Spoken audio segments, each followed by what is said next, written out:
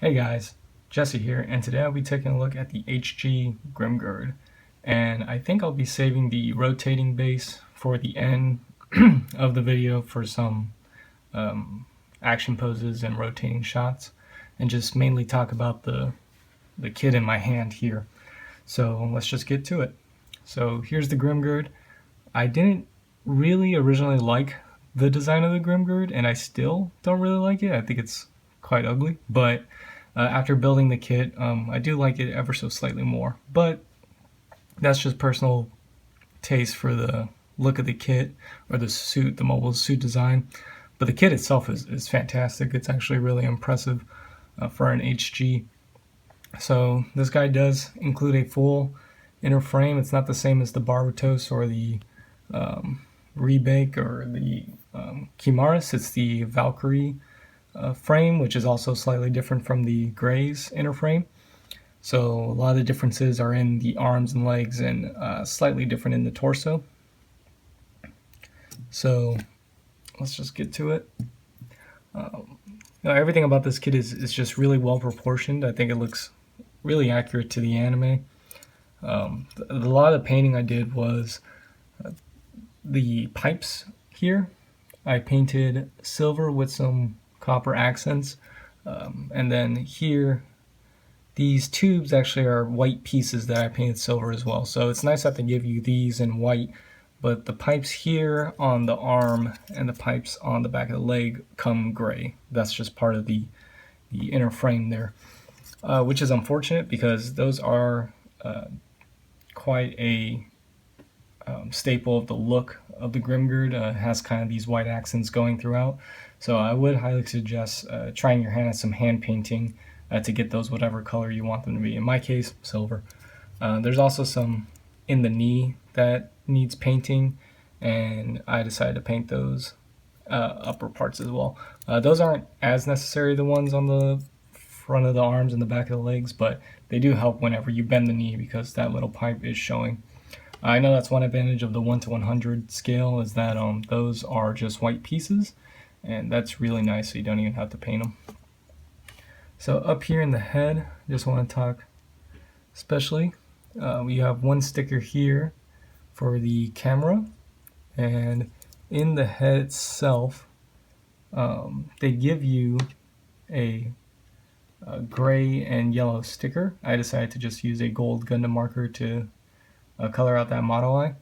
And in the manual, they show this sort of head part opening up with the front piece, this sort of, I don't know, like a mouth guard piece coming forward and locking into a different position, but it doesn't. And as far as I can tell, all they have it doing in that picture is what I have it doing here, just kind of pulled slightly forward off of the connection point.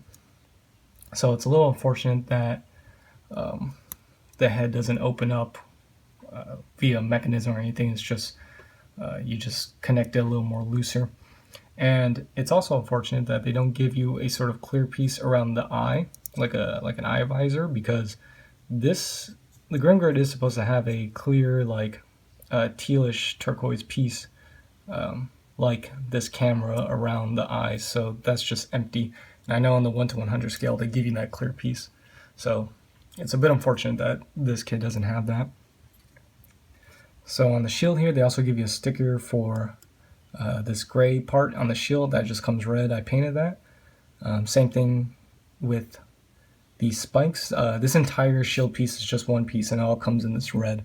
When it should be gray on the inside, as seen here, the spikes need to be gray, and that circular part needs to be gray. So they only give you stickers for that, so you'll have to paint the spikes and stuff. Other than that, no other stickers. So that's 4 stickers, just 2 in the head and 2 on each shield. So that's really nice.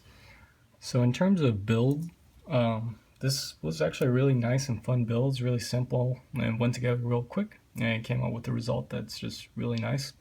The nice thing about this is there's only 2 seam lines, and they're on the back of the arm, here and here, and that's it. That's the only 2 seam lines, which is really nice because I know I know if this came out a few years ago, this shoulder piece would have been two pieces that came together like that, and you would have a seam line down down the center there, and this leg piece may have been two pieces that came together, but yeah, that's it. Only two seam lines, and they're on the back of the arm, and those are actually really the parts fit together so well that you might not even have to fix them. Um, I did just because that's what I like to do, but I wouldn't blame you if you didn't bother fixing them. Just a quick note: these do go up and down. Um, those are only the one, like, I guess, weird part of articulation. I guess the other point is these side skirt armors are actually connected to the leg itself, so they move with the leg, which is sort of interesting and can sometimes get in the way of posing the legs, but it's not a big deal. These arms are also kind of interesting. You have a polycap that's connected horizontally, so allows it to do this. But I thought these big shoulder pads were gonna get in the way, but they're also on a slight hinge, so they allow the arm to get about that high before you have to, bend the arm like this and fake it. But that's really good for a mobile suit design that has such bulky arms. So I think in terms of build and mobile suit itself, this is just a really nice HG. I guess the one kind of strange thing is that these wrists don't go in all the way. Like, that's as far as they go in, and so on one note, it allows them to be posed in all different kinds of directions, but um, they do feel a bit loose, and I wonder how long it'll be before you move them around so much that they just kind of fall out. So moving on to accessories. Of course, you get the two shields, which I've left in there because he's almost never seen without the shields. It's almost a part of his mobile suit itself. You get the two swords, of course. I went ahead and painted the hilts metallic gunmetal. It comes as the same color as the inner frame there, and then I repainted these a more yellowish gold. But I will say that the molded gold that these come in are actually really nice. They're a far better molded gold than like the MG Strike Freedom or the can't think of some other gold that Bandai molds that looks. Yeah, I mean, this is like a new gold that they've molded. Was what I'm trying to say. They've changed it a bit. It's not that Meki plated super shiny chrome gold. It's the molded plastic gold, but it looks really good. I was tempted not to paint these, but I went ahead and did it anyways. So there's that. They just slide into the hand, just fine. Get in there.